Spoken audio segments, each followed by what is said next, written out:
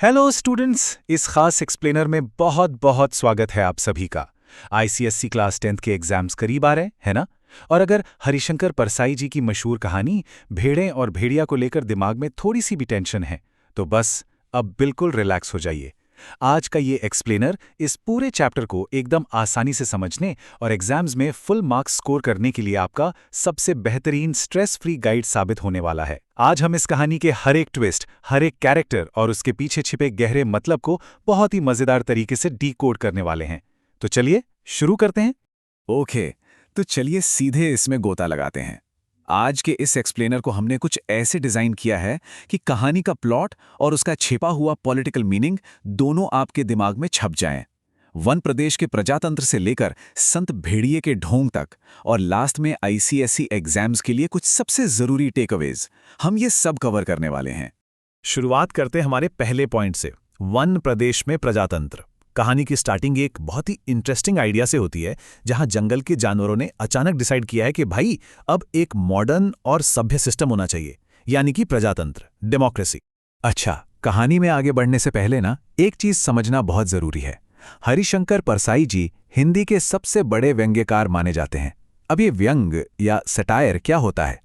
ये एक ऐसा तरीका है जिसमें ह्यूमर और तंज का इस्तेमाल करके समाज या पॉलिटिक्स की कमियों का पर्दाफाश किया जाता है। इस चैप्टर को सही मायने में समझने के लिए आपको इस जंगल के इलेक्शन को आज के असली पॉलिटिकल इलेक्शंस के चश्मे से देखना होगा, जहां बड़े बड़े और अक्सर झूठे वादे किए जाते हैं। अब जरा जंगल की आबादी के इस ब्रेकडाउन को देखिए। ये कहानी के असली संघर्ष को एकदम क्लियर कर देता है।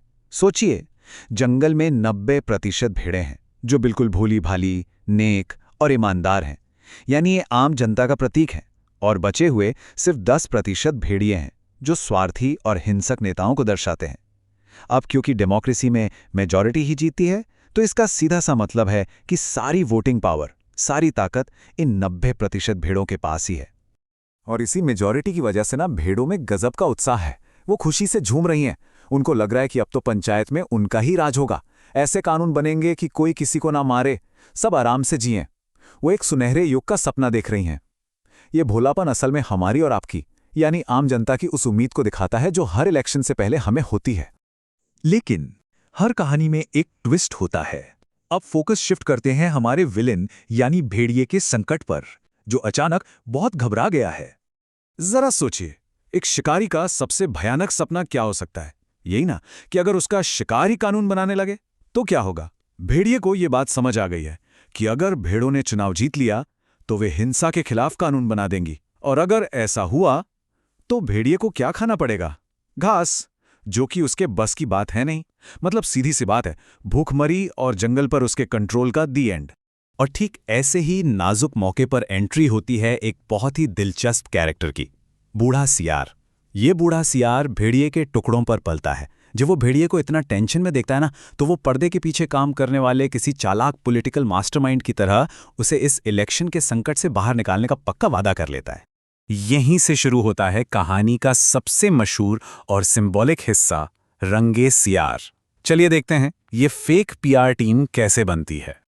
ये बूढ़ा सियार ना अपने साथ 3 और सियारों को लाता है और उन्हें अलग अलग रंगों में रंग देता है। ध्यान से सुनिएगा, ये बहुत गहरा व्यंग्य है। पीला सियार विचारक, कवि और लेखक का प्रतीक है। नीला सियार नेता और पत्रकार का, और हरा सियार वो धर्मगुरु का प्रतीक है। परसाई जी यहां हमें बता रहे हैं कि कैसे कुछ बिकाऊ मीडिया वाले, करप्ट बुद्धिजीवी और पाखंडी धर्मगुरु मिलकर स्वार्थी नेताओं की बिगड़ी हुई इमेज को सुधारने का काम करते हैं। जब भेड़िया इन अजीब से रंगे सियारों को देखता है तो उसे भी डाउट होता है कि भाई मेरी बात तो छोड़ो, इन सियारों पर कौन भरोसा करेगा। तब बूढ़ा सियार मुस्कुराकर समझाता है कि रूप रंग बदल देने से लोग बड़ी आसानी से धोखा खा जाते हैं। ये पूरी टीम जनता के बीच जाकर भेड़िए का ऐसा गुणगान करेगी कि भेड़ें खुशी खुशी उसे वोट देंगी। आज की पॉलिटिक्स में जिसे हम इमेज मेकओवर कहते हैं ना, ये बिल्कुल वही चीज है। तो चुनाव जीतने की पूरी रणनीति अब तैयार है। अब हम चलते हैं उस महाचुनावी रैली में, जहां मासूम जनता के सामने संत भेड़िए का सबसे बड़ा ढोंग रचा जाने वाला है। अब इस स्लाइड की सबसे इंटरेस्टिंग बात पर गौर कीजिए।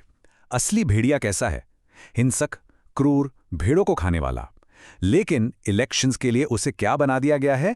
संत भेड़िया। माथे पर तिलक, मुंह में घास के तिनके और आंखें बिल्कुल शराफत से नीचे झुकी हुई।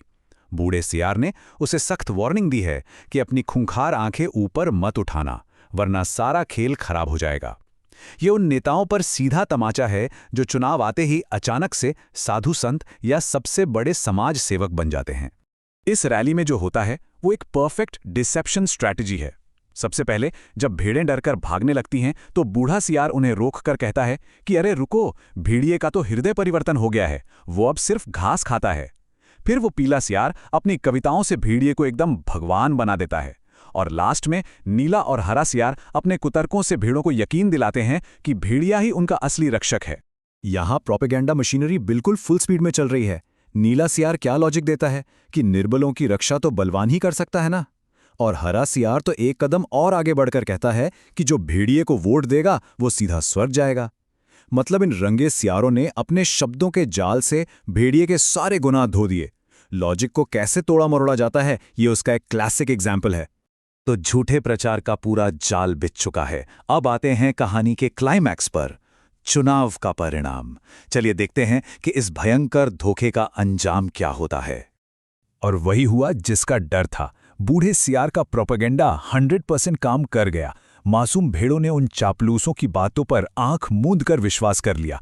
उन्हें सच में लगा कि भेड़िया उनका सबसे बड़ा हितैषी है। और रिजल्ट, भेड़ों ने अपने हितों की रक्षा के लिए भेड़िए को ही अपना नेता चुन लिया।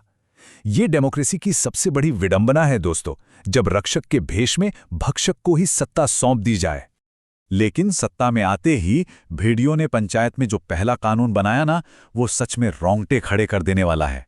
सुनिए, हर भेड़िए को सवेरे नाश्ते के लिए भेड़ का एक मुलायम बच्चा दिया जाए, दोपहर के भोजन में एक पूरी भेड़, और शाम को स्वास्थ्य के ख्याल से आधी भेड़ दी जाए। ये उस मासूम जनता के साथ सबसे बड़ा और क्रूर धोखा है, जो लुभावने वादों में फंसकर गलत लोगों के हाथ में पावर दे देती हैं। कहानी तो यहाँ खत्म होती है, लेकिन आईसीएसई एग्जाम की तैयारी का असली हिस्सा अब शुरू होता है। अगले कुछ पॉइंट्स आपके बोर्ड एग्जाम्स में टॉप मार्क्स लाने के लिए बहुत बहुत क्रूशियल हैं। एग्जाम में सबसे ज्यादा जो पूछा जाता है वो है इस कहानी के रूपक यानी एलिगरी को डिकोड करना। अगर कैरेक्टर स्केच आता है तो आपको बिल्कुल ऐसे ही मैप करना है।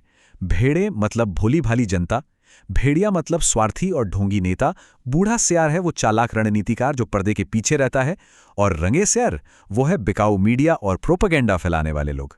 एग्जामिनर्स आपके आंसर्स में ठीक यही क्लैरिटी देखना चाहते हैं। और हाँ, लिटरेचर के आंसर्स में ना कुछ खास कीवर्ड्स का होना बहुत जरूरी है।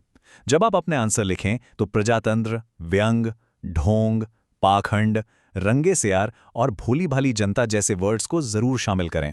इन कीवर्ड्स को देखकर चेकर को तुरंत समझ आ जाएगा कि आपने परसाई जी के इस मास्टरपीस की गहराई को अच्छे से पकड़ लिया है, और इससे आपके मार्क्स डेफिनेटली बूस्ट होंगे। इस एक्सप्लेनर को खत्म करने से पहले मैं एक बहुत ही गहरा सवाल छोड़ना चाहता हूं। ये कहानी भले ही दशकों पहले लिखी गई थी, लेकिन क्या आज के प्रजातांत्रिक चुनाव में क्या आज भी जनता इन रंगे सियारों और संत भेड़ियों के झूठे वादों के झांसे में आ जाती है? इस पर जरूर सोचिएगा। उम्मीद है कि इस एक्सप्लेनर से आपको भेड़ें और भेड़िया चैप्टर क्रिस्टल क्लियर हो गया होगा। आपके एग्जाम्स के लिए ऑल द बेस्ट। ऐसे ही सीखते रहिए और गहराई से सोचते रहिए।